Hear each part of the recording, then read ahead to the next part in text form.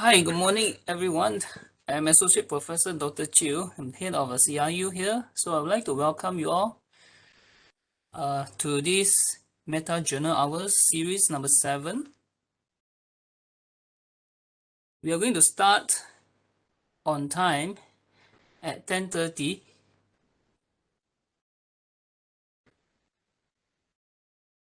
Can I know the speaker, Puan Savannah, is here?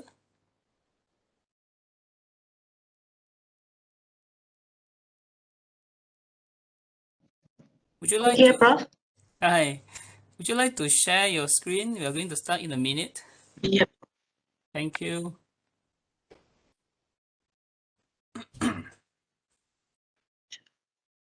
Okay. All right. So this sessions is a meta journal hour, so it has been month number 7. So for this session we have Puan Savannah to share with us the study on the ivermectin in Malaysia. Yeah, we know that this has been quite a hit in the past 1 month, and I wish so much that this can be done earlier. But however, I think this is not too late, and we know that this ITEC study, ITEC RCT, is a amicable effort by our colleague in Ministry of Health, and we shall learn from this study. And the one thing that impressed me so much about this study is that the colleague in the KKM could actually come together and be able to conduct to completions a very relevant clinical trial during the pandemic of COVID-19. Yeah, I admire them so much. I actually would like to applaud them, give them the big pat on the back, for this study. However, having said that, there are actually some learning points in this study as well. We will try to look into this paper as much as we can. I also want to to control myself not to be over imagination, because the report later on you'll see that may not be so complete in terms of reporting, but however it's a good paper that we can learn from. So I hope you all would hold on tight, so we'll go through this study, and once and for all we'll try to learn from it, and hopefully we would be able to give some good feedback, written comment on this paper, and for us to be able to conduct better trials in future. Yeah. Okay. Right. So for those who have just joined us, not before, Meta Journal Hour is a kind of online journal club. We will be actually emphasizing on the methods of any study, and the study that we have chosen are those landmark study, important study, presumably to be the most relevant and to our setting, to Malaysian. Yeah. Okay, and it will last for about 1 hour to 90 minutes, and you could actually watch the recorded previous sessions in on the YouTube by under this CRU account. Yeah, and also for every sessions we would actually provide written comments appraisals in our coming recruits research newsletter. Right. Okay, so if you want to keep up with CRU activities, you can actually follow us on our Facebook. Maybe at the end of these sessions we'll put up some link. You may join us, and you can always follow and comments, and give our any comments that you think about our activities, or you want to suggest any activity. Okay, right, enough for that. Savannah, over to you. All right. Can you hear my voice? Yes, loud and clear. All right. Good morning, everyone. Assalamualaikum warahmatullahi wabarakatuh. I hope everyone is doing well today. So we meet again. Last time we have HSAAS, and this time we are going to review about the efficacy of ivermectin treatment on disease progression among adults with mild to moderate COVID-19. So the question would be, is ivermectin effective in treating COVID-19? A well-designed study and with fair conclusion. So I hope everyone's here Let's read the paper roughly so that you can join us to comment and to give your feedback along the way. Savannah, may I suggest you put it on a slideshow mode? All right. Thank you. Okay. Good. So let's get started. This is the background of the paper. Anti-inflammatory drugs, that's ivermectin. Anti-inflammatory drugs such as dexamethasone, tocilizumab, and sarilumab. Sorry, I changed this first. Monoclonal antibodies and antivirals such as remdesivir, molnupiravir, and nirmatrelvir have demonstrated treatment benefit at different stages of COVID-19. In Malaysia, about 95% of patients with COVID-19 present early with mild disease, and less than 5% of them progress to a hypoxic state that requiring oxygen supplementation. Patient 50 years and above and older with comorbidities are at high risk for severe disease. Molnupiravir and nirmatrelvir or ritonavir have shown efficacy in the early treatment of COVID in certain studies, but they are too expensive for widespread use in resource-limited setting, especially in Malaysia.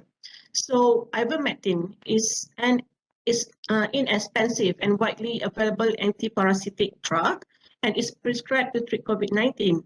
Evidence-based data to recommend either for or against use of ivermectin are needed. So previous study has demonstrated that inhibitory effect of ivermectin against SARS-CoV-2. Although some early clinical studies suggested that potential efficacy of ivermectin in the treatment and prevention of COVID-19, these studies, however, had methodologic weakness.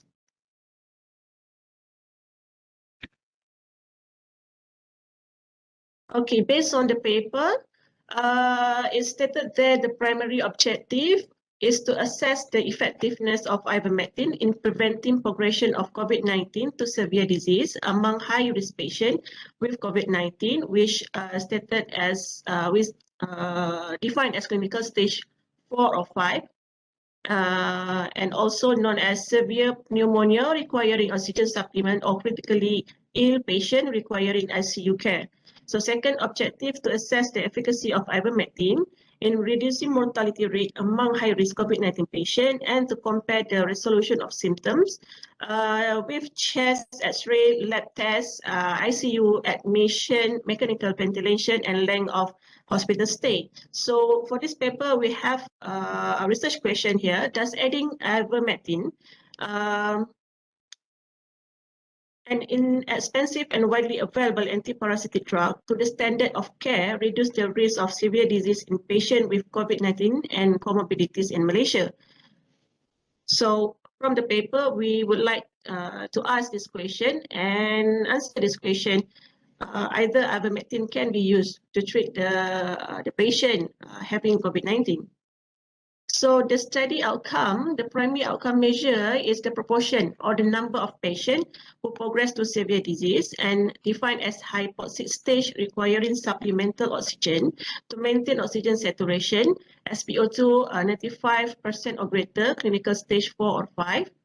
Secondary outcome measure, number one is time to progression to severe disease after enrollment, number of patients who died in hospital within 28 days of study enrollment, number of patients with complete resolution of symptoms, changes in X-ray and lab result investigation by day 5 of enrollment, number of patients admitted to ICU, number of patients who required mechanical ventilation, and length of hospital stay in calendar days.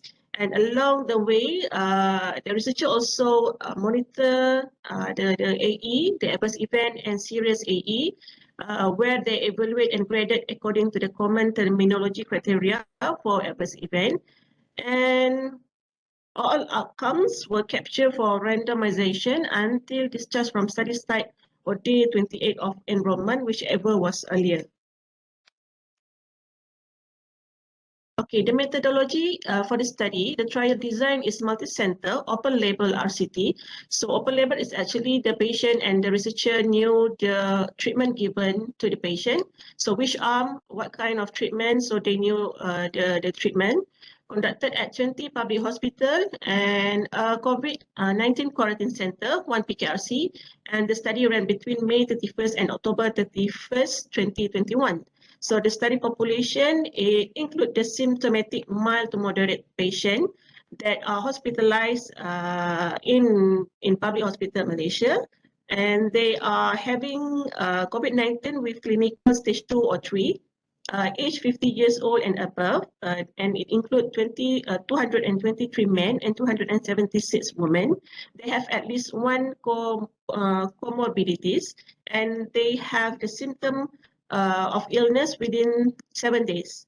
So the sample size include 500 subjects, which each arm include 250 subjects. So treatment and control arm, for treatment group, they receive ivermectin, 0.4 milligram per kilo body weight every day for 5 days, plus standard of care. And for control group, they only receive standard of care. Calculation of dosage for each patient was defined by body weight. You can find the calculation in supplement 1. And this dosage is actually following the IMAS protocol, which suggested by some of the clinician and physician that run a study related to ivermectin. So they use the same dosage for the study. So along the study, the researcher also monitored the AE, SAE, and SUSA management, which the patient are clinically monitored and managed according to the latest Malaysian COVID-19 management guidelines. Actually, this is the summary from the JAMA Internal Medicine. So the population includes 223 men and 267 women with mean age 62.5. So later on, we will see the flow chart. A total of 490 participants randomized and analyzed, and each arm for ivermectin group, it includes 241 patients, and for control group, it includes 249 patients. So the primary outcome, as previously shown, is the number of participants who progress to severe disease. So the findings as 5-day course of ivermectin given during the first week of COVID-19, it suggested that the ivermectin did not reduce the risk of developing severe disease compared with standard care. So the proportion in ivermectin group is 21.6%, and for control group is 17.3%. Sorry, this one is the proportion with progression to severe disease. In ivermectin group is 21.6%, and in control group is 17.3%. Right.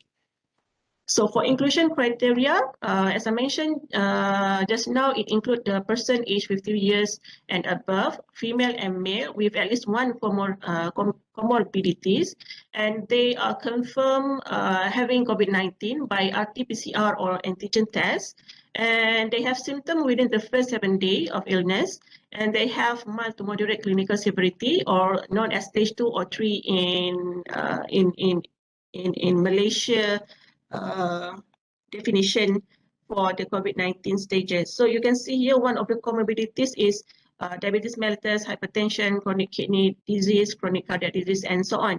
And for the stage 2 or 3 in Malaysia is actually here, mild and moderate, with disease staging 2, they are symptomatic, no pneumonia, and stage 3, they are symptomatic and having pneumonia. For exclusion, it's actually a long list. You can find in the supplement 1, but I list here 1 to 10. So just a review a bit about it. Number 1 is COVID patient that are symptomatic, they are excluded. Patient with SpO2 less than 95% at rest. Patient who need oxygen supplements, and then patient with concomitant bacterial, fungal, parasitic, or other viral infection prior to enrollment.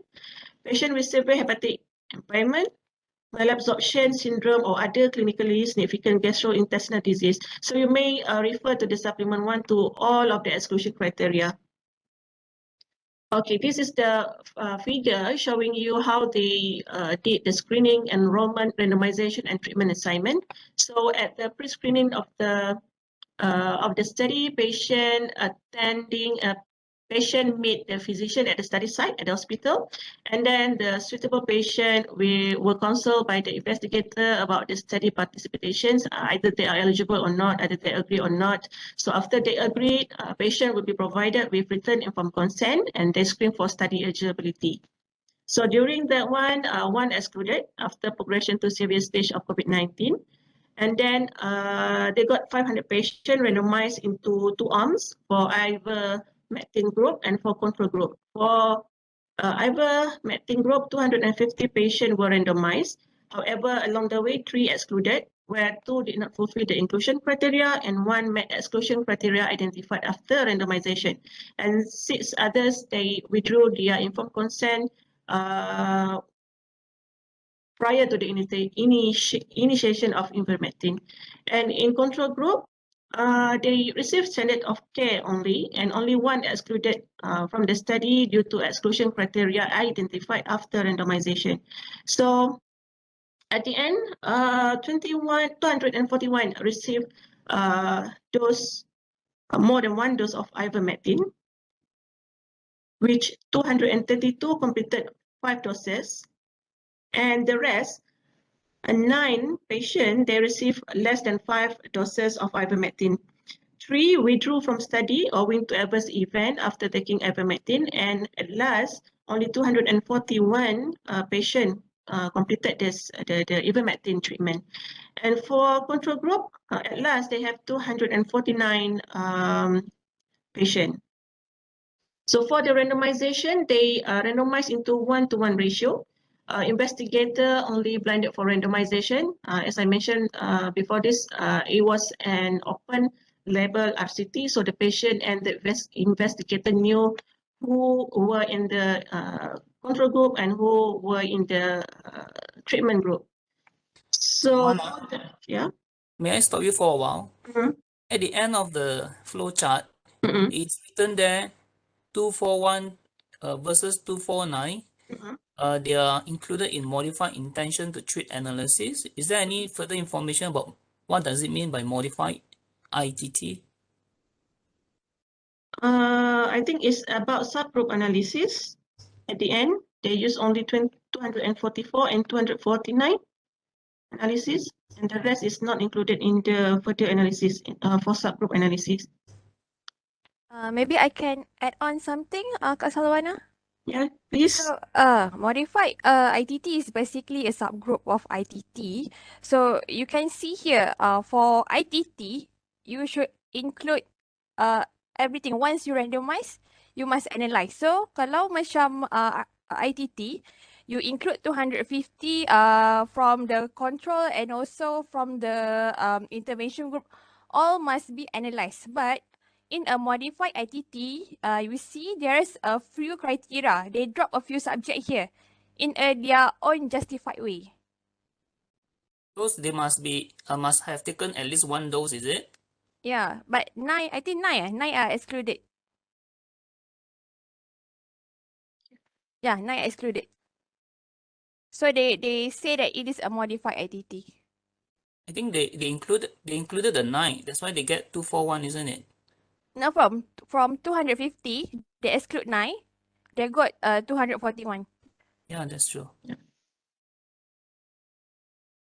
The 9 is actually from above there. 6 withdrew. 2, 6, 2, 1 up there. Am I right? 3 excluded and 6 withdrew. So 9 is actually from there. Yeah. The 9 below there, below the table there, yeah, as your cursor pointed there, are included. Yeah, included this one. Okay, so that's modified ITT lah. Okay, thank you. Okay, for the study schedule, along the way, the researcher get the informed consent from the patient, and then they measure the patient characteristic including patient clinical history and anthropometric measurement. And then clinical lab tests, which include the CRP, full blood count, kidney and liver profile, C-reactive protein level, and they do the chest X-ray, there are chest radiography.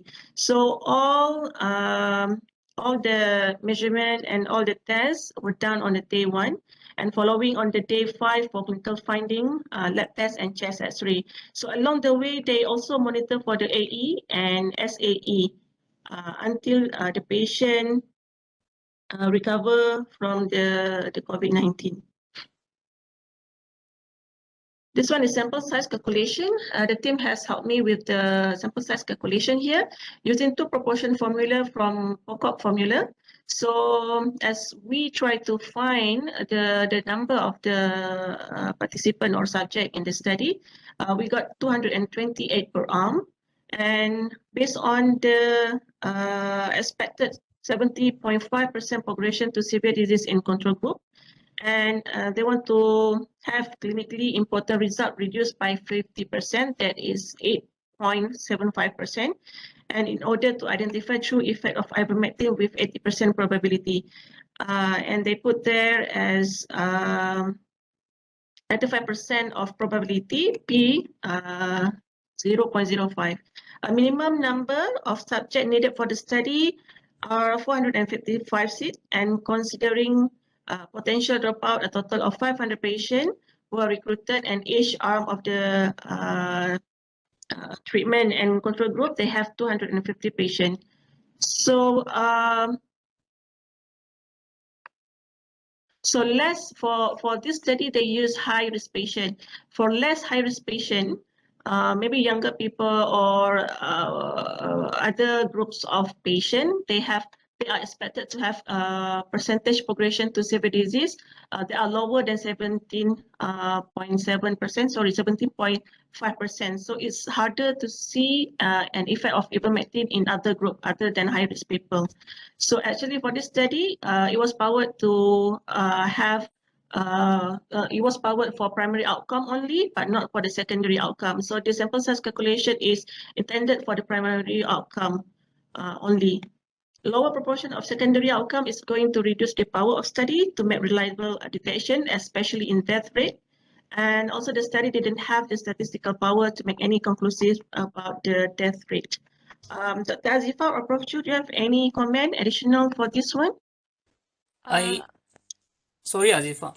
Okay. I read in the paper, it says that they calculate the sample size based on superiority trial.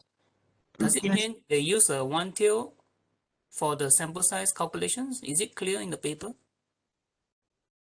Prof, actually I go through I think it's stated in the protocol, actually they calculate the sample size using a scallop prop version, which is basically a software. It is a tutorial actually for them. And they use a primary outcome measure only. And they did not calculate for others secondary outcome. So they get, I think it's a correct method to calculate. Almost similar with using the calculation using Pocock formula as well and other formula. Okay. For the participants' attention, you may actually refer to our just published newsletter. I think that you can find further information by Dr. Azifa on the sample size estimations using the example from ITEC study. But if I understood superiority or inferiority concept correctly, it actually means one tail, you know. And I think if they meant the same thing that I understood, they actually position the study as ivermectin would reduce the progression to severe disease, isn't it?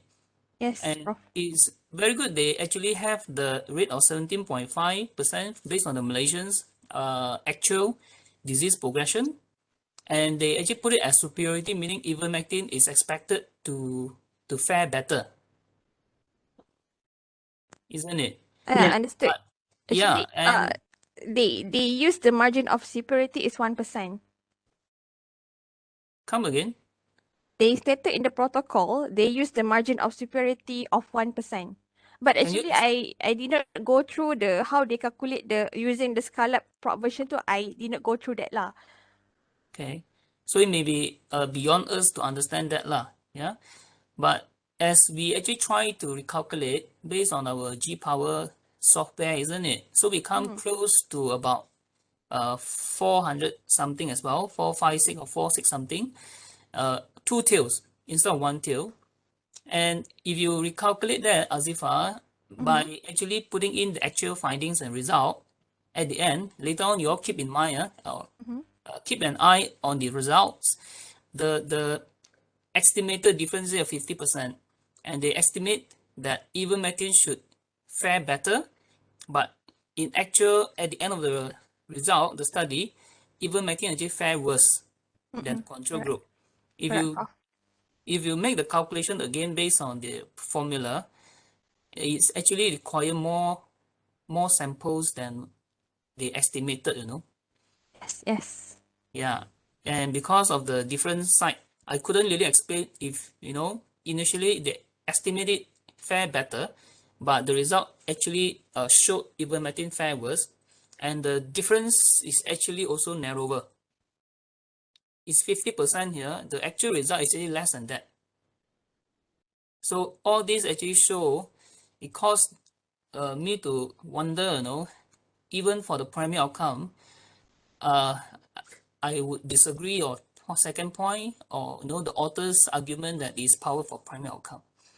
Okay, I will come back again later after we have the primary result, yeah, shown by Savannah. So Okay. just keep that in mind. Yeah, even the primary outcome, I'm worried it isn't power enough. All right. Let's move. I just skip this part. It's actually the statistical analysis done by the researcher. They use the descriptive data. They express the descriptive data as mean and standard deviation. Categorical data were analyzed using the Fisher exact test. Continuous variable were tested using t-test or Mann-Whitney U-test. And they measured the primary and categorical secondary outcome measure using relative risk, and the absolute difference of mean of time of progression to severe disease and length of hospitalization between the study group were determined with 95% of CI.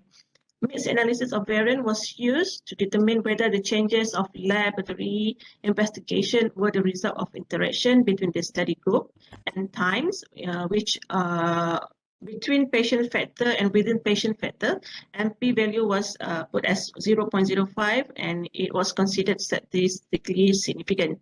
All the statistical analysis were performed using SPSS statistic for Windows. Okay, And Savannah, hold on. yeah.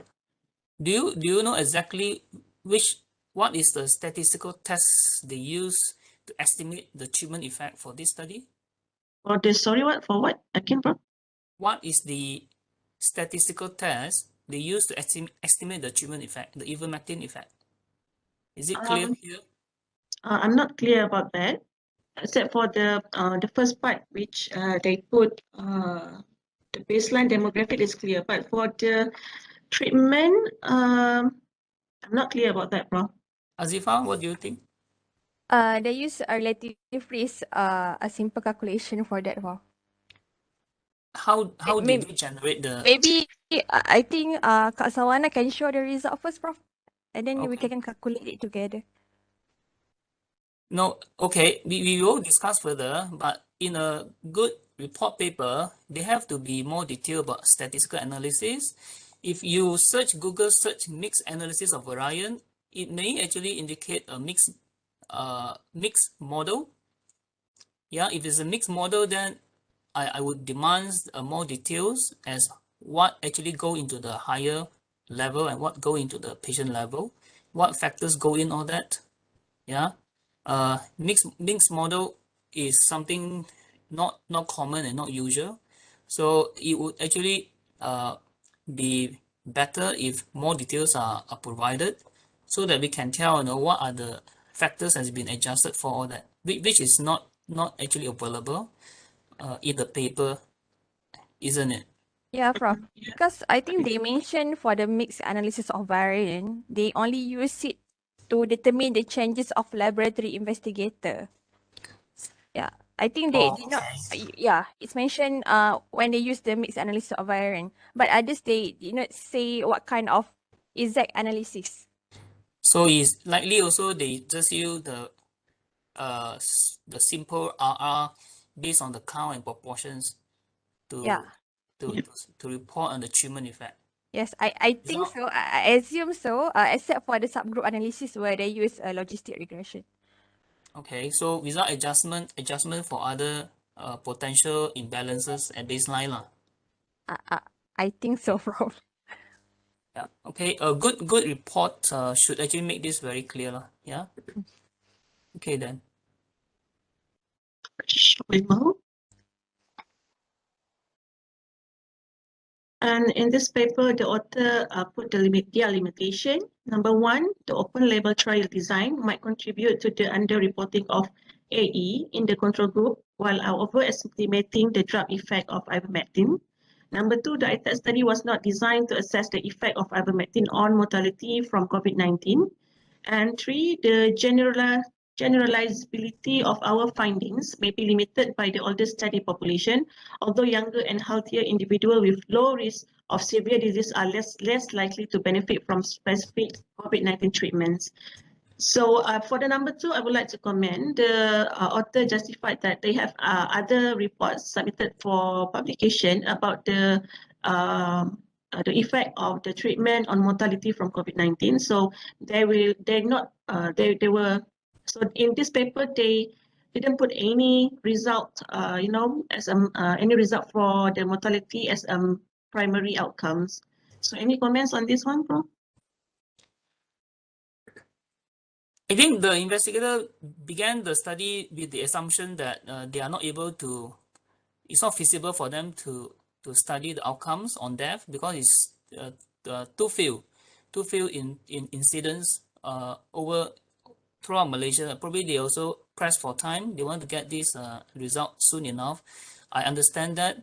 Yeah. So I would not say it's absolutely impossible. Knowing that Malaysia is so big, right? But I think there are other considerations the investigator do not put death as primary outcome or co-primary outcome lah. I would also want to comment on the first one. I don't really understand why they are concerned about underreporting adverse event in the control group. Control group itu tak dapat apa-apa kan. They don't actually take any medicine. So what are they concerned about adverse event reporting in the control group? Rather, there are other things more concerns to me, like open label, like just now you mentioned, right? Everyone knows who are taking ivermectin. Everyone knows who are not taking ivermectin. Some may argue that the primary outcome itself is very scientific, very objective, which I do not really think so. If you later we can see again the primary outcomes, how the primary outcome was measured. You may argue out, from morning to night also they're saying that it's very objective, but I think very hard to convince everyone that without blinding the outcome assessor, it may actually subjected to detection bias for many of us who are in the mainstream medicine, right? You begin this prejudice, scientist prejudice, investigative prejudice is very prevalent. You would actually then, assess and justify and saying the outcome is actually in favor to what your preoccupation is without blinding you lah. Again, whether it is possible, feasible to blind the assessor, outcome assessor, that's another consideration. It has probably required further effort in order to get placebo. Yeah, it's probably not that easy to get placebo because I learned that investigator for ITEC study they purchase the ivermectin from India, and it may not be possible for them to get placebo. I suppose. Yeah, and with that open label, if you know the grading of quality of evidence, you know that this is then being graded down a bit for not being blinded. Yeah, so that's my comment for number one. Yeah, but you want to judge lah. You know that it was done during pandemic and everyone was going for ivermectin, and everyone is not sure the effectiveness of ivermectin, right? So this study is trying to show any result. Which one of the mechanism the investigator put in place was the interim analysis, which was very, very amicable as well. They do actually have the interim analysis to make sure that they should stop early should the ivermectin show very, very high effect. Yeah, but it does not happen that way lah. Okay. I think the point number 3 is very fair to me. Yeah. Do you all agree? Yeah, I agree to number 3. Has anyone comment? Right, we move to the next slide. Yeah. Okay, we go for the finding. Okay, I'll go straight to the paper. Can you see my slide? This one? You have just came out from the slideshow mode. All right. Stop share.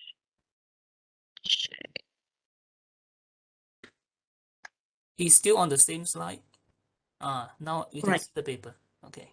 Okay, this is the result for the figure 1. Okay, this one is the result for baseline demography and characteristic of patient. And from here, we can see that the mean age was 62.5 years, and it includes 267 women. And also it includes the information about the sex of the participant and the ethnicity. And it can say that all of the participant ethnicity is quite balanced among of the ethnicity here. And it also put here the anthropometric,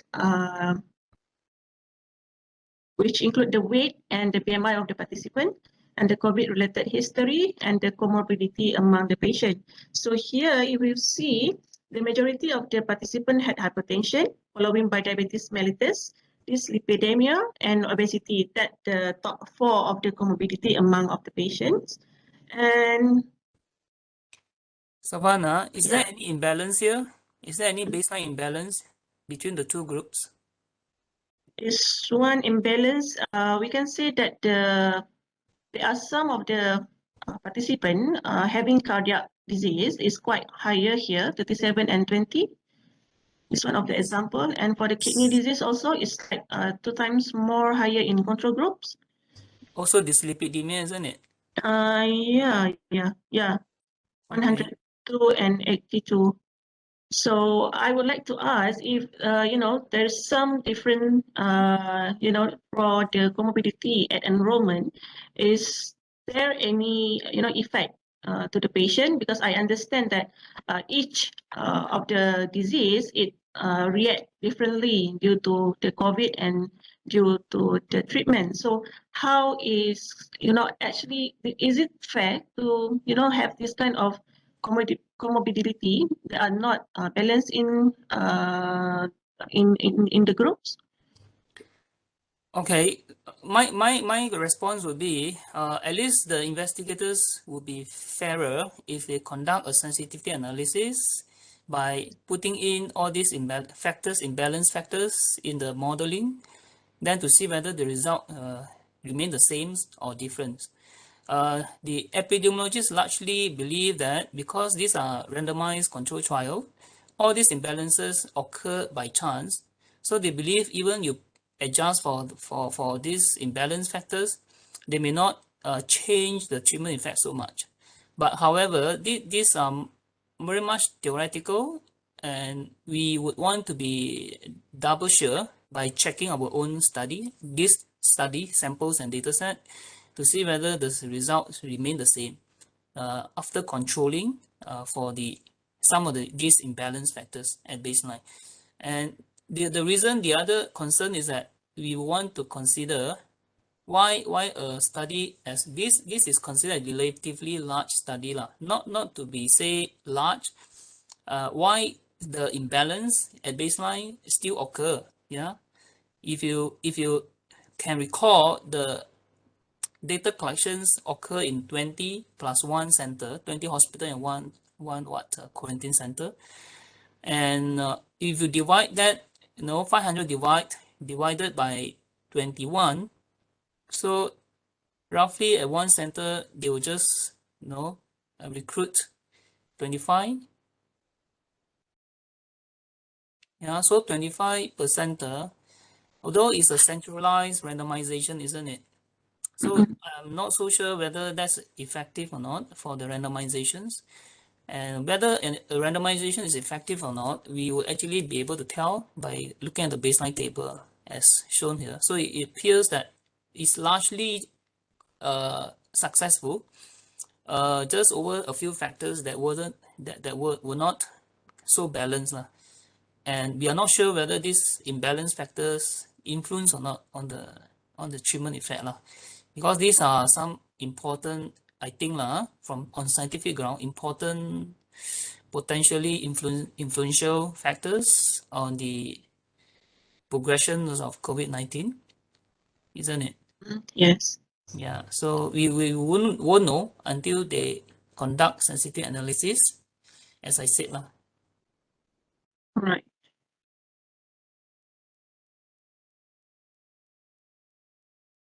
Okay, and as we refer to the symptoms at enrollment, there are the list of symptoms, cough, fever, runny nose, sore throats. So I can see that the highest is cough.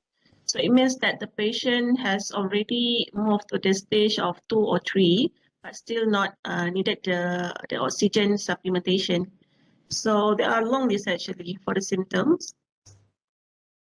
And I think it's quite similar for both groups, except for runny nose. It's quite higher in control groups. And the rest, I think, is quite similar and balanced between groups. Yeah. Yeah. And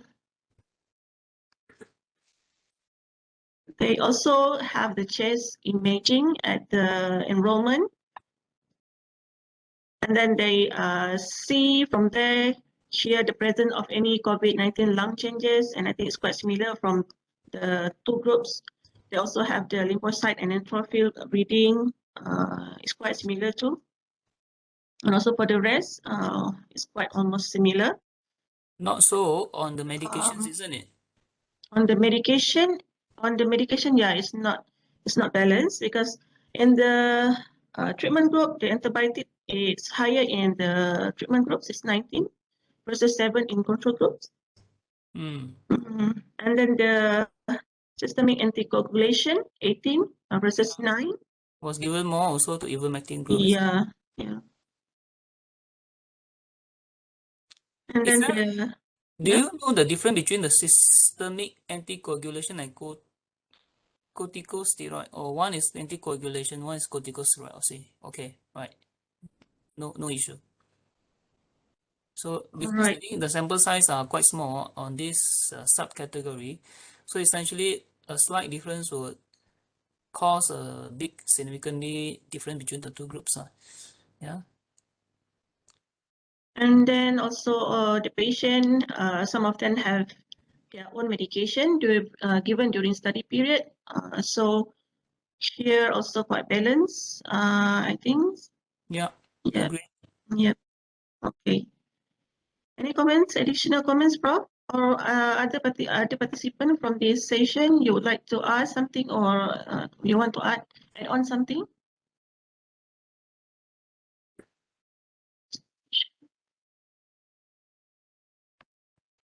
Maybe I want to point out here for those young researcher, you see the baseline demographic table, they don't report p-value, which is actually appropriate and correct from the epidemiological point of view, because randomization itself already by random, the groups are being assigned, so do not report p-value.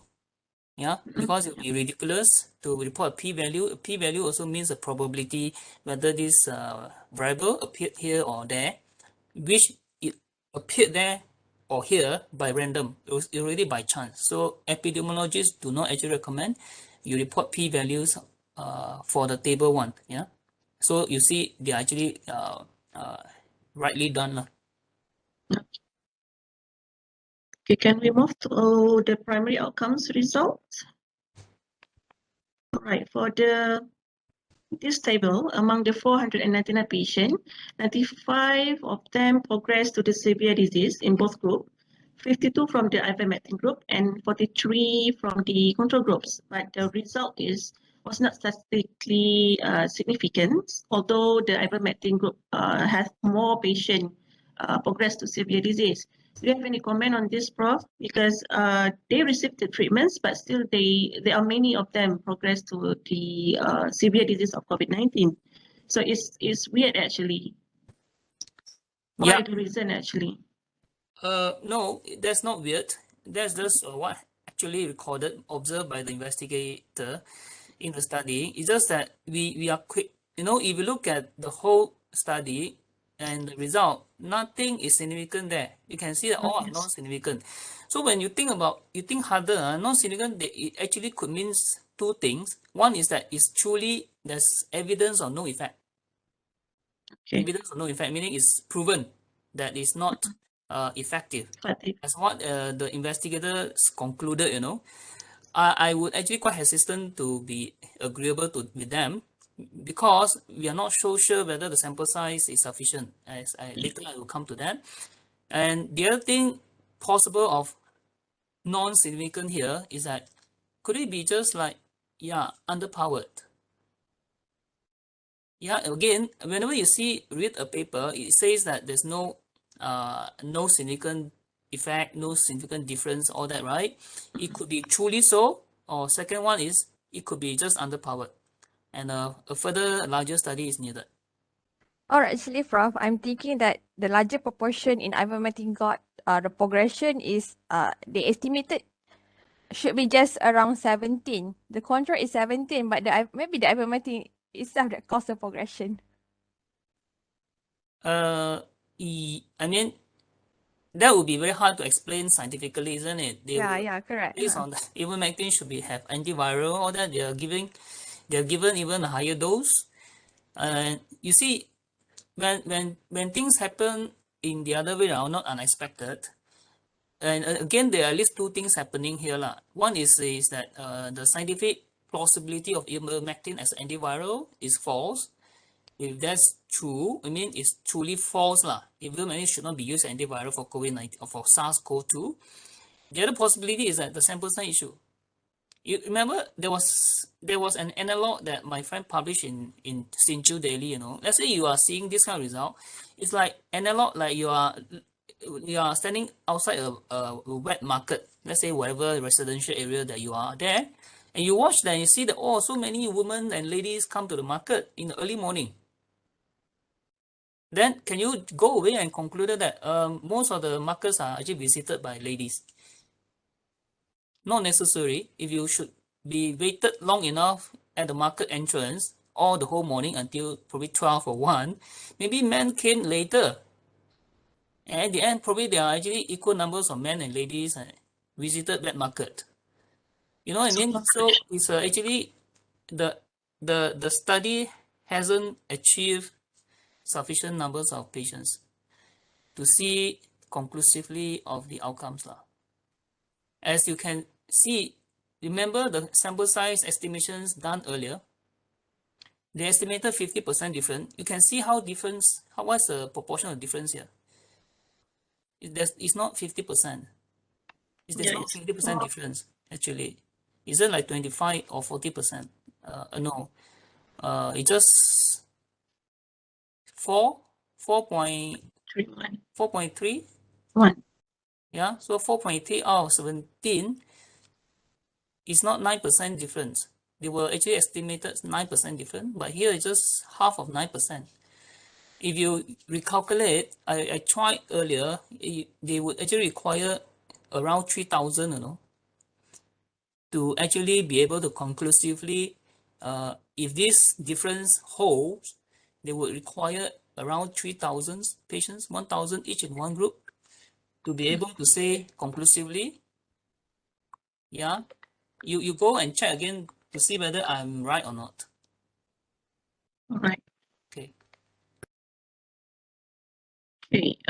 Maybe I would like to address some of the arguments here. As you can see here, the result For all secondary outcomes, the result are all not significant, but some of the person or researcher outsiders, they would like to address that the lowest p-value here is 0.17 and 0.09 for two secondary outcomes that are patient who had mechanical ventilation and all cause in hospital mortality. So they are saying that these two are quite related, and maybe we can just pick, instead of we saw the result as overall, we just pick up these two result as the p-value is considered lower than the others. Can we do that, Prof? Just to, maybe it's not significant, but at least it has a good result for these two. Can we do that, Prof? It's like just pick these two parts. No, this is worse. This is worse than primary outcome.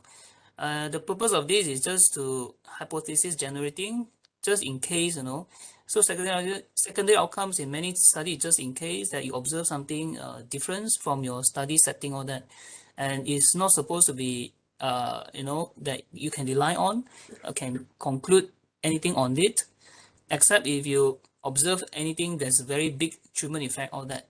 Yeah, but no, don't conclude anything from secondary outcomes. Okay. The other point is that, if you are conducting a systematic review, when you are actually selecting study to be included in your systematic review, right? So all these small study is actually fine, provided they are of a high quality study. So when you combine all the small study in a systematic review and meta-analysis, the beauty of that is that then you can combine all the high quality study, and actually you get to the answer, so-called result have to do a big study. So let's say if you want to do that for this study, then as told you, like Savannah, if you want to then grade the quality of this study, the one thing that really put it down would be the open label design. Yeah, open label design. Though of course there's no issue with the death. Death is either you die or you don't, you do die or you do not die, isn't it? So that cannot be biased against. Others, I'm not so sure, Let's say the doctors is more prejudiced against ivermectin, then you can actually, say, when the SpO2 is around 94, 95, 94, 95, you bagi saja oxygen. Then you classify this as progressive severe disease. And on the other side, you can just hold on first, then encourage the patient to breathe more. Then you can classify, no, this is not a progressive severe disease. So I'm just being a bit skeptical. But without double blind in RCT, then we will have this problem of convincing people that the outcomes are properly, fairly adjudicated. Yeah, so this is very difficult. Admitted to ICU also, if the physician in charge prejudice against ivermectin, you just put them in ICU. Skip put them to ICU. You decide what. If you're the big physician, no, isn't it? So very hard to, I will not say this happened, but very hard to convince others that this does not happen. You knowing that if you read the paper, as I share with my colleagues, if you read the paper, you can sense the I would not say strong sense of prejudice against ivermectin. You can just read the conclusion, then you can sense that it's there, So it will not be good on us if you are doing a study. I know all of us have some so-called hypothesis, and you want to be very, very open and let the data speak to you. If it's not, it's easily can pick up by anyone. If you read the comments, that, or social media, that people who love ivermectin say a lot of bad things about this study. Yeah. Yes. Cherry picking here and there, isn't it? Yeah. Yeah. Okay. So second outcome, no. Just see and don't conclude anything from there. One more question, Prof. I just wonder if, because there are quite a debate about the primary outcome and the secondary outcomes. Some say that the primary outcome should be the all-cause in hospital mortality instead of the progression. Do you have any comment on that? I understand that because the author justified that they have other study that focus on the mortality rate of the COVID patient under treatment and so on. But for this paper, do you think that is it okay to have this as a primary outcome instead of the mortality rate? The author realized that they actually have mentioned that they know the rate in Malaysia, the death rate is very low, and they would not think they are feasible to conduct such a big study. That's why I would agree with them if they are rushing to come to the first primary outcome, meaning this outcome is good enough for the country to decide whether ivermectin should be used or not, isn't it? So it's actually not absolute. I mean, it depends on how resourceful is the project team lah. Yeah, but I think it's okay as what they have chosen the primary outcome to be, as this is the first study. Yeah, if you really want that, then probably you need to have a better resource and a bigger study, definitely. You know that just now I mentioned, if you recalculate for this primary outcome, they have probably miscalculate the required sample size. They probably required 3,000 and not 500. I'm very sad to say that. But if you want to go for death rate, I don't know how many thousands more, and you will not be able to see the result until the pandemic is over already. Yeah, because you need a larger sample size, right, Prof? Oh, definitely. Yeah. Right. Okay. Have you finished this part? Yeah, move on. Okay. All right. For subgroup analysis, the researcher also did the subgroup analysis for patients with severe disease, WHO scale 5 to 9 in primary analysis population, and they compare between the ethnicity, the sex, age, and COVID-19 vaccination, disease severity at enrollment, day of symptom at enrollment, and for the disease, the patient having BMI, and okay, that's all. So from here, all the results were not significant. Yeah. Yeah. So what do you get from here? It's actually, I would like to pinpoint on the COVID-19 vaccination, because I think maybe some of the patient who receive complete vaccination has more chance to recover. Yeah, more recovers, more They did not chance to actually recover. observe. They did not observe any difference Yeah. between these two also. So it is indirect science, evidence of samples isn't sufficient. You can see the p-value is almost there, but it's not there. So it's likely because of sample size. I mean, these are subgroup. Yeah. None of the factors here seem to have any, making any difference on the outcome, which is not making sense. Not making sense at all. Yeah. Prof, do you think they should do the subgroup analysis since the sample size is very small, so they got almost nothing, and they did not mention to do the subgroup analysis on earlier on during the protocol actually. I mean, it kind of they just pick whatever it is and then they just do the analysis. Yeah, I agree with you, but it's okay. I mean, probably not reported, not necessarily to be reported here in the main text. It can be actually go into a supplement. It's not wrong to do it, but as they should have pre-specified it, and I think probably the investigator don't think their sample size is not sufficient. I think probably they think it's good enough. Yeah. Okay. And also, I would like to raise the issues because some of the researchers outside, they question about the length, the the onset symptoms. Some of the patients received the treatment below than 5 days, and some of them received after 5 days. So I assume previously that the ivermectin can be given to the patient at all stages of the COVID-19 infection, but some of the researchers outside, they said that because COVID-19 has two phases. The first one is the RNA replication by the virus, and the second one is hyper-inflammatory phase, which actually the best to give the ivermectin below than 5 days. But for this study, they accept patient within the 7 days. So do you think they are doing it correctly, or they should follow the other studies that use below than 5 days? I think they are trying to see whether this below and above 5 days has any effect on the treatment. We should see again. The p-value is nearly there, but it's not there. So when you do all this subgroup, the non-significant here is not evidence of no effect of the factors, but rather underpowered. They will not be able to tell whether any difference here exists, just purely because of sample size. Okay, right. Yeah, but So, yeah. I want to add on the subgroup analysis, basically be very careful on the interpreting of the p-value, because it is still considered as multiple testing, so the p-value should be much lower. But Yeah. what do you mean by much lower, Dr. Zifa?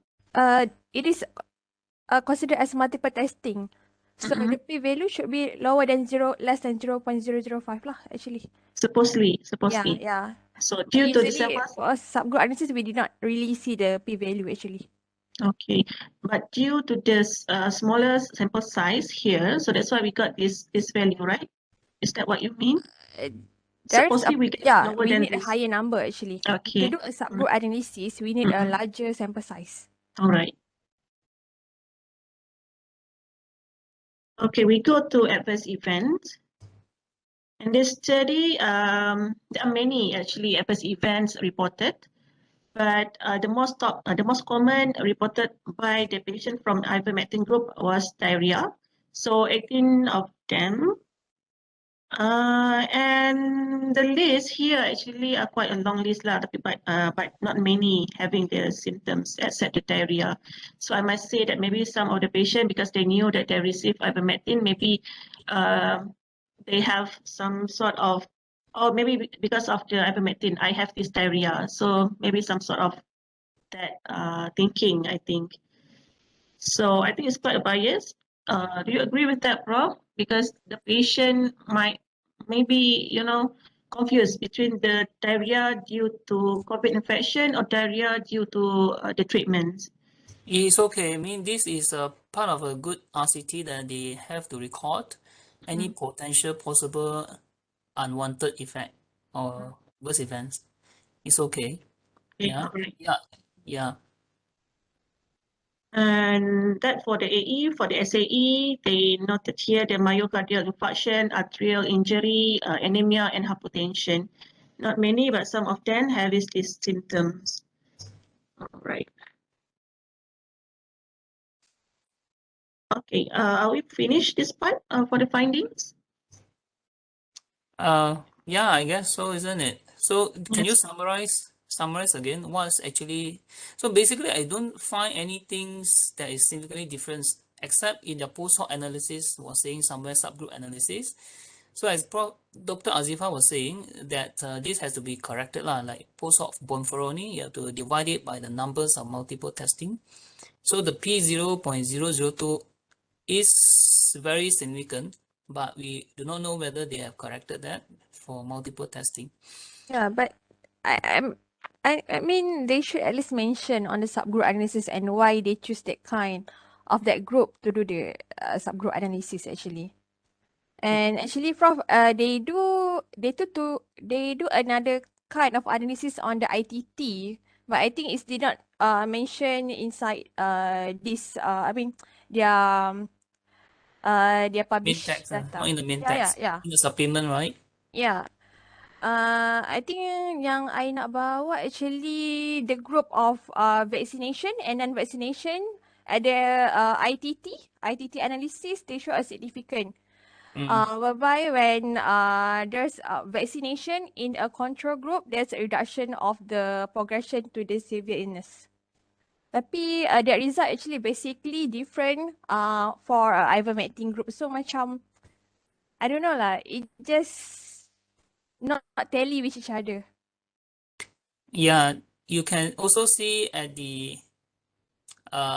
say, the progresses to oxygen use, all that, I think in the supplement materials, there isn't a consistent observation as well. If you say, ivermectin is the one that is more likely to progress to severe disease, and the tables, if you can go to the tables, Savannah, if you, the main primary outcome showing the ivermectin groups progress to severe disease more, isn't it? So consistently, you should be able to see those in the ivermectin group will also be requiring higher oxygen, mechanical ventilations. I think it's in the supplementary material, Savannah, but it does not actually appear that way. Yeah, you know what I mean? If Yeah. there are more progressors to severe disease, so likely there are more of them also in the same group required this oxygen supplementation by nasal prong lah, by mask, by mechanical ventilation, all that, isn't it? But it does not actually appear that way. So this is another sign that the sample size could be an issue lah. So which one? Yeah, I think this one. Student Yeah, table 5. portion.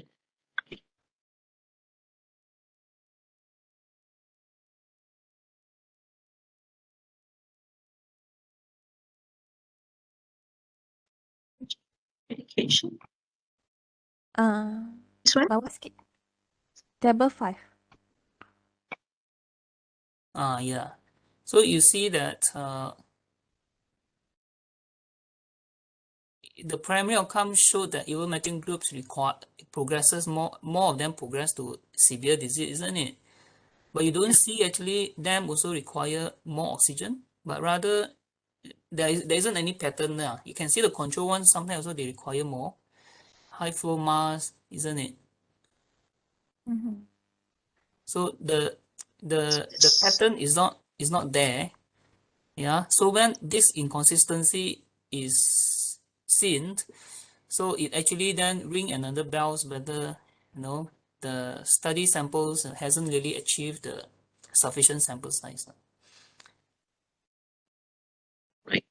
Yeah. So this also indications that chance occurrence was very likely.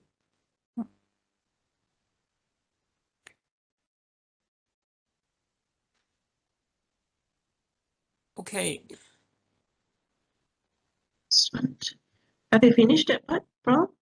For the Yeah. findings? If there's no comment from the participants, maybe shall proceed to discussion. Right.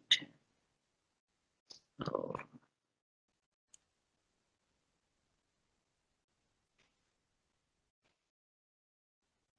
can you see my slide? Yes. Okay. This was just a summary. Okay, the summary of ITED study result is based on the paper, Does Ivermectin Work Against COVID-19? By the result, it said that it does not reduce the risk of severe illness from COVID. Also, it does not delay in time of progression. And the rate of symptoms recovery by day 5 of enrollment was similar between two groups.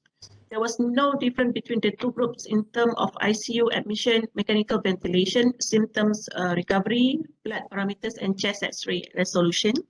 And there was a trend of reduced 28-day mortality, but it was not statistically significant. Independent analysis was not able to determine if mortality was indeed reduced due to the few deaths in this study, 13 out of 499.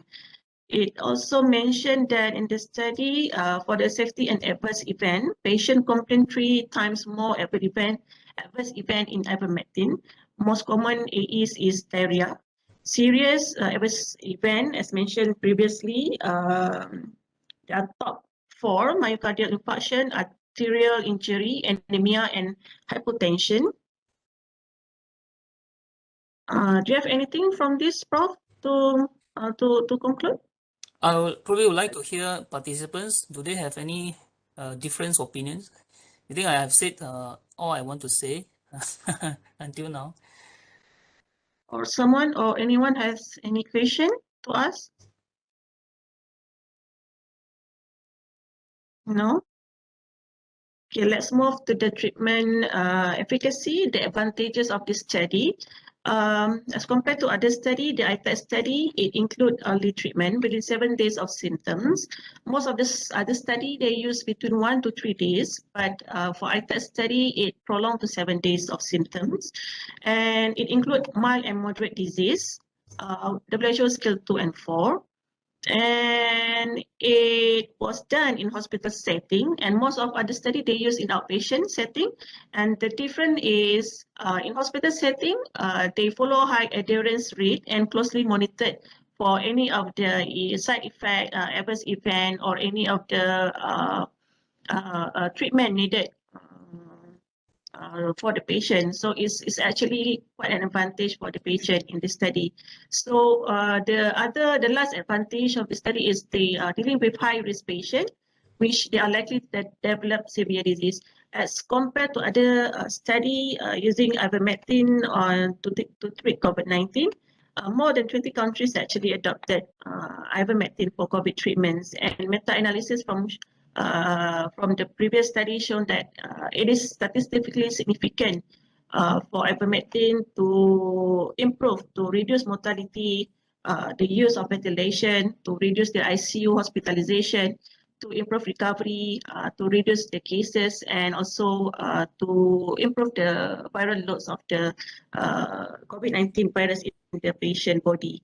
So actually in other study also, they also use multiple treatments in combination with the ivermectin. So I suppose that's why the study they have positive results, which it become more effective to treat COVID-19. Some of them use vitamin A and D. They also include Nigella sativa, bromohexine, zinc, or quercetin. Also, some of the study they use other supplementation, additional supplementation, and they also design a good meal or diet for the patient that helps to improve the COVID patient. Anyone has a question or comments on this one? No? All right, and this is the conclusion of the study. As stated in the paper, it suggests that ivermectin does not reduce the risk of severe illness from the COVID-19, and the treatment using ivermectin is not recommended for inclusion in current Ministry of Health COVID-19 treatment guidelines. But for me, no treatment, vaccine, or intervention is effective for all variants. It may need a combination of treatment and diet and so on. And what we must consider is the one that are practical, effective, and safe to be used by the patients. I think that's all from me. Are you suggesting also combine ivermectin? Based on previous study done by other researcher overseas, they use the ivermectin with combination. Like I said, with vitamin D, with diet, design diet, good diet, and then with Nigella sativa.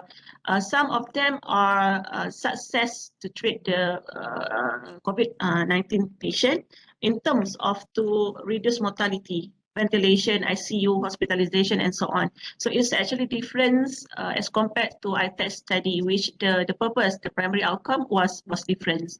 So for me, it depends. If you use ivermectin to see what is the outcome, I think it depends. Depends on what? Depends on what is your primary outcomes. Maybe for some studies, it say that it is successful, reduce the mortality by 63%, you know. I read some of the paper and it said that it's successful to treat COVID-19. So maybe we can use it as a combination with other things. Would you recommend to use combination now, or would you recommend further study? If I refer to the previous study, I would like to recommend to use the ivermectin with combination with other supplementation. Yes. Okay. You show that But paper I'm to not me. sure. But I'm not sure either it is applicable to do or not to do. But some of the researchers outside from overseas, yeah, they did that, and they prove it has something promising. But I'm not sure, Prof. What's your opinion? No, I will not be able to say anything until I read that paper. Let's say we come back to this paper. If you were to ask to rate how certain are you, you can go to the next slide.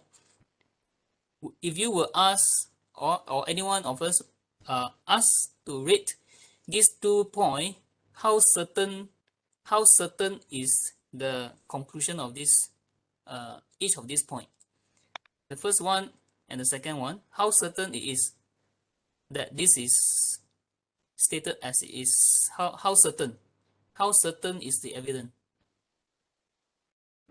Based on the study, if you would like to respond, you can either open your mic or you can just put in the chart. The response could be, very certain, highly certain, or somewhat certain, or uncertain, or not at all.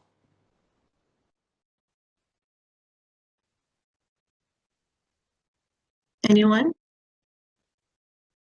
Say, let's go for the first point first. Ivermectin does not reduce the risk of severe illness from COVID-19.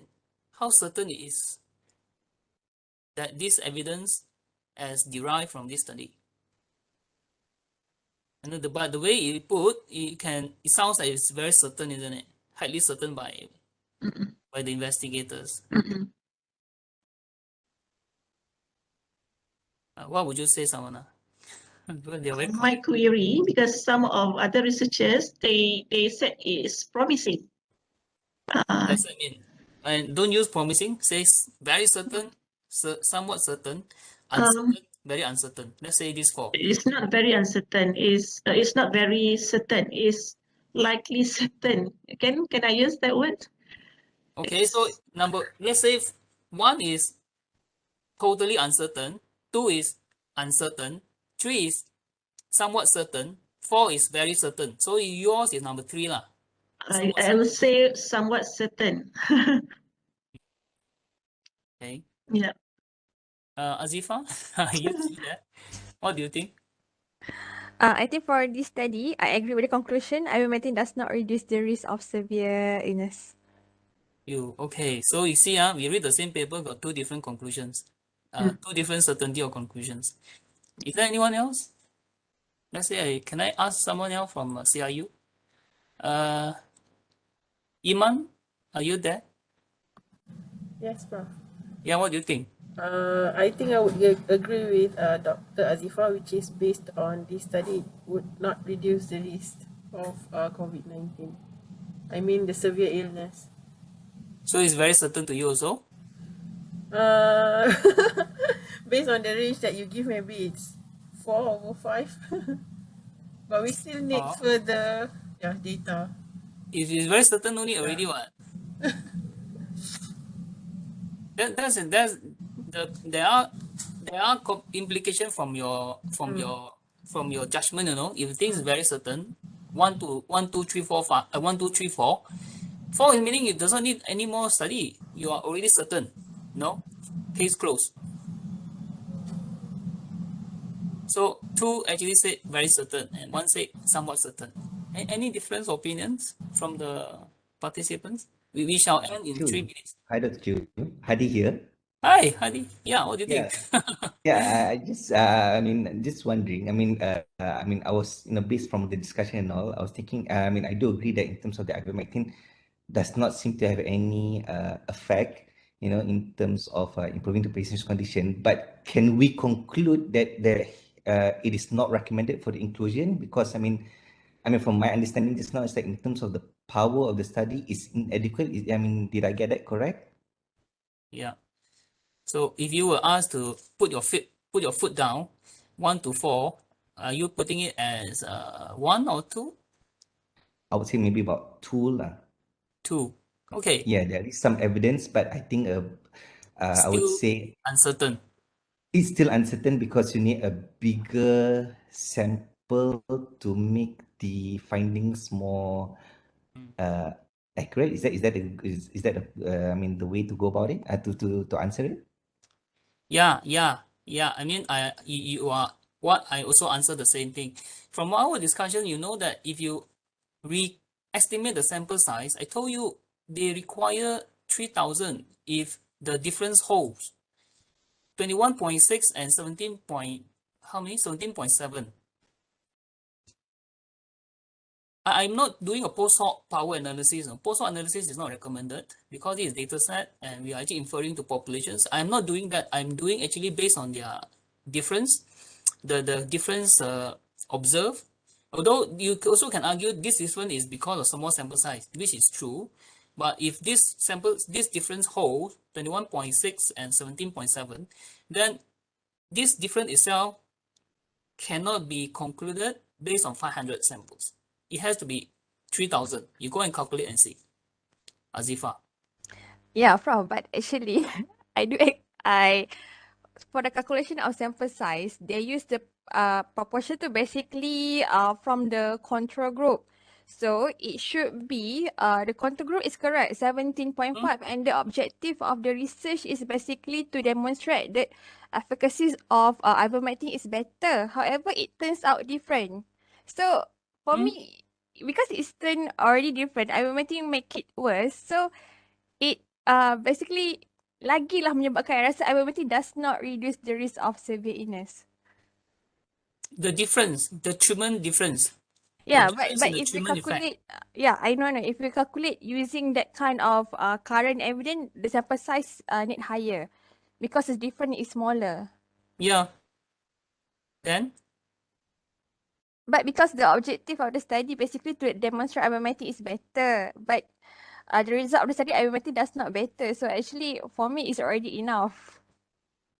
but To the say sample that size is ivermectin still does not not. conclusive, If Yeah. the analog I give it to you, you try to think against that you are stand in front of the market and then you just stop at 8 or 9 or 10 morning. You does not actually wait until 12 or 1 noon. Then you go away and say that all that most that came to the wet market are ladies, which is not final yet because you have not actually waited long enough. You know what I mean? Yeah. So I'm worried because of that one major point there. If the differences, treatment effect difference, is also like more or less 9%, they estimated at 9% difference, which is not, which what they actually found was it's just 4 point something percent. Yeah, but the treatment supposedly it should be lesser than 17. So they estimate the severe cases to be around 9% only. 9% or 10% only for the ivermectin group. But it become much larger, Prof. So I rasa macam terbalik tau actually kalau based on that kind of objective. Okay, you were thinking that they estimate it to be worse, to be better, but it's actually worse, and you think the Yeah. treatment difference is larger?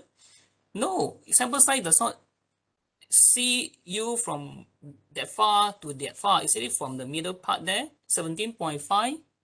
To Is it does 20. not? Yeah. If you go from there to there, it's not 4 point something percent. It's really 9 plus 4 point something. It's 13 plus percent already.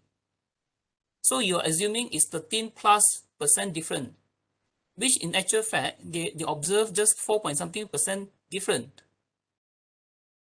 It's not you okay. The other point that you may confuse is that this is not a scale from there to here. It's actually the nominal outcome. It's not a scale that you go from the negative part to positive part. So you added up 9 plus 4 point something. It's not. It's actually from 9% different to just 4 point something percent difference. Either side is two-tailed. You think about it. Yeah. So I would not say this is conclusive, I do not I may be wrong. I would love to hear the PI, and the statisticians how they actually come to this so certain. To me, it's not certain at all. Yeah. So probably I would agree with Dr. Hardy. It's either totally uncertain or still uncertain. And if it's agreeable, then I will not be able to recommend. I will not be able to recommend to include or exclude. Yeah, when I say I said the first conclusion is not certain, it does not mean that the evidence say There's no evidence that ivermectin does works. I'm just saying that there's no evidence yet. No certain evidence, no evidence of high certainty. Yeah. If you want to be strictly evidence-based, yeah. So not all studies are of equal value in that sense. So we have to be very, very careful and critical. That's what I'm saying, yeah. I'm also think that all of us scientists, when you write up your report, better safeguard our own prejudice, yeah. When this taking over our judgments, so you would be, you are actually driving the data, not the data speaking to you lah. Yeah, I think that's all from me. All right. Is Is there anyone? Yeah. Does anyone would like to comment or add on something? Prof. Chu, may I ask one thing? If you are the researcher, How to do better? what's the thing? Yeah, how you want to do better? Okay, very good I question. mean, for this kind of trial. You see, I can appreciate, if I were the investigator or part of the team, you have that pressure to produce something quick and fast enough. Otherwise, people are confusing about ivermectin. Some use it off label and at home, that kind of thing. So there's a balance of doing it quick enough and also doing it robust enough. It's a very, very, very, very, very difficult decisions. You are going for, let's say, I try to make this a game with many students. Let's say, assuming there's no constraints, you have no cost constraint, you have no resource constraint, you have no time constraints.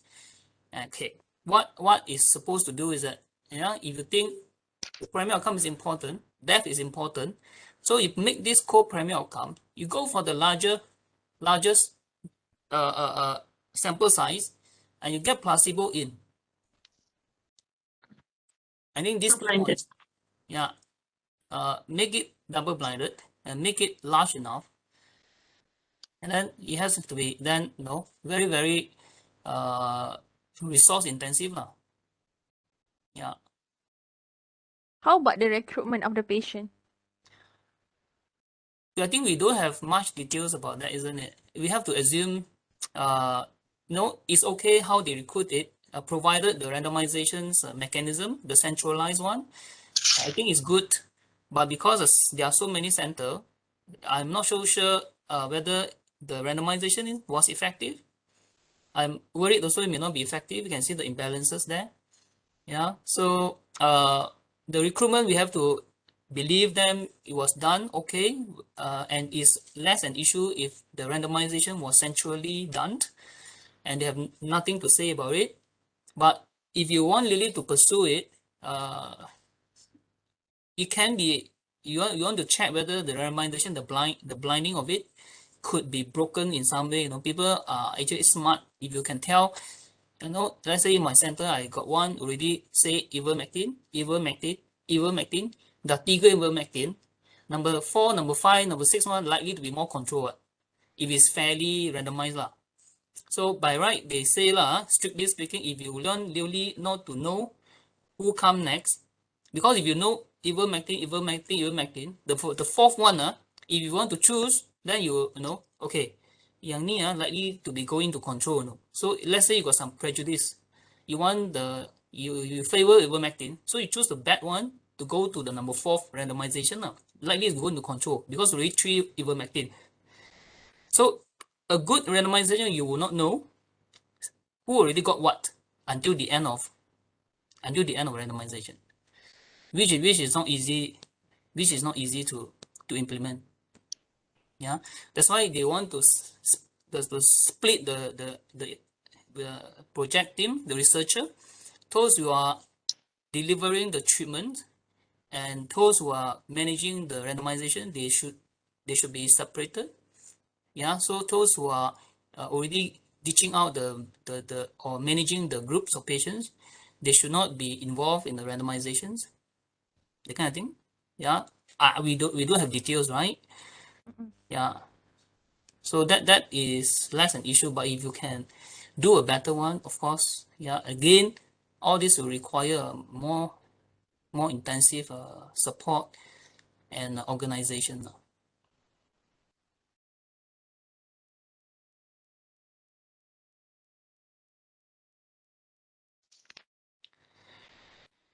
Okay. Okay. It's good to have for this study, right? For this COVID-19 treatments using ivermectin. I hope the government maybe has something in future. Maybe not in near future, but maybe something, related to ivermectin, hopefully. We do this. We do have the Mm. Pellovit. Pellovit Oh. is very promising. Mm. Check about What? it. I Okay. mean, we will actually appraise that paper once that report is published. Okay, look out for it. Mm. All I'm right. also looking out for that. Can we, before we end, can we have the announcement for the next MJH? Okay, sure. Yeah. Let me share the poster. Oh yes, please. Thank All you. right. This one. Share. All right. This one. Can you Okay. see? Fine.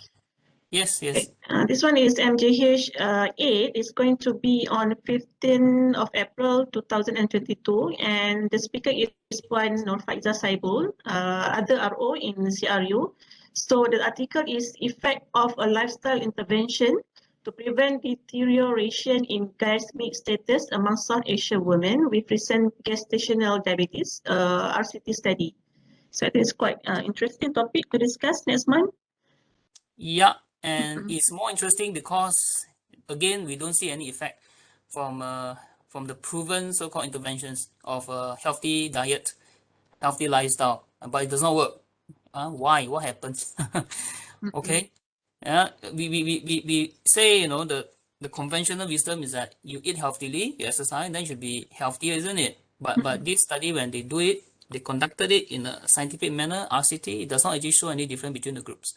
So something is wrong somewhere. So please join us. See, is it conventional wisdom is going to be, uh, uh, not holding on, or is it something in the trials that we can learn to do a better one in future? Okay, so yeah, thank you for that. Maybe I also want to add one point is that you can see today is RCT. Next month also an RCT. I think if you ask me why is that actually all these are arranged so that we are leading to our international clinical trial days in May to celebrate, to actually commemorate the importance of clinical trials. So hopefully in May also we would have, yeah, thank you for the poster. Do register and join us, and hopefully in May also we will find a good trials, clinical trials to appraise. Okay, so that's all. In the chat box, you can see the link has been put out for you to follow CRUs on activities. If you find that CRU's activities is interesting, or you want to feedback to us, feel free to go on to our Facebook. Yeah, thank you very much. All right. Thank you to all. Thank you to Prof. Chu, and thank you everyone.